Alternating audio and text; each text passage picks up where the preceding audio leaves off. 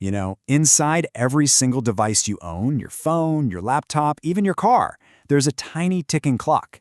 It's a hidden flaw that pretty much guarantees one day it's going to fail. We've all been there, right? A gadget works perfectly for a couple of years and then it just dies. But what if I told you that this isn't random? It's not an accident. Let's dig in. Okay, so to get to the bottom of this, we first need to look at the big promise of modern tech, the idea that's been driving everything for more than half a century.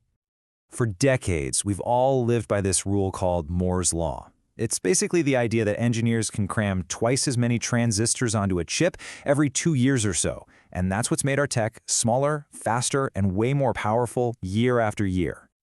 But here's the paradox, the big catch. As we've been chasing that goal, packing more and more power into tinier spaces, something else has been happening. A really dangerous side effect has popped up. Our best, most advanced chips are actually becoming less reliable. And check this out.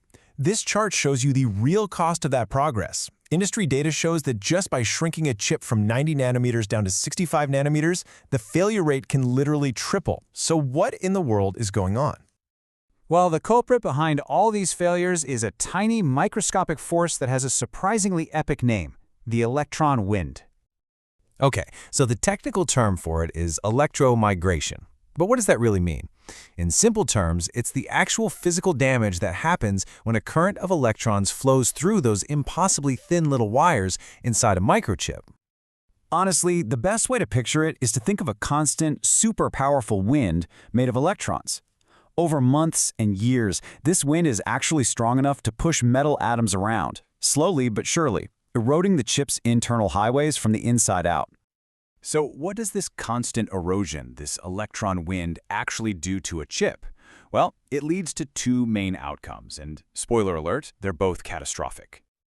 So on one hand, that wind can carve out a gap, what they call a void, which completely breaks a connection. Game over.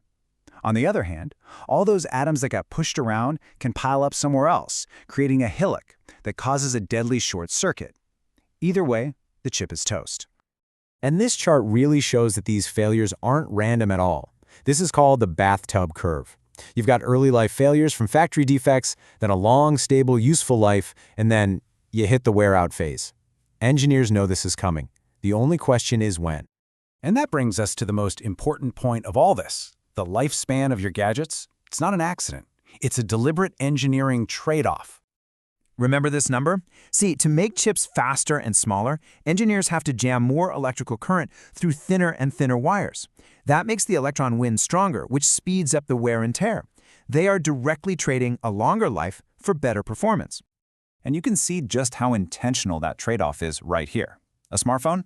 It's probably designed with a 3 to 5 year lifespan in mind.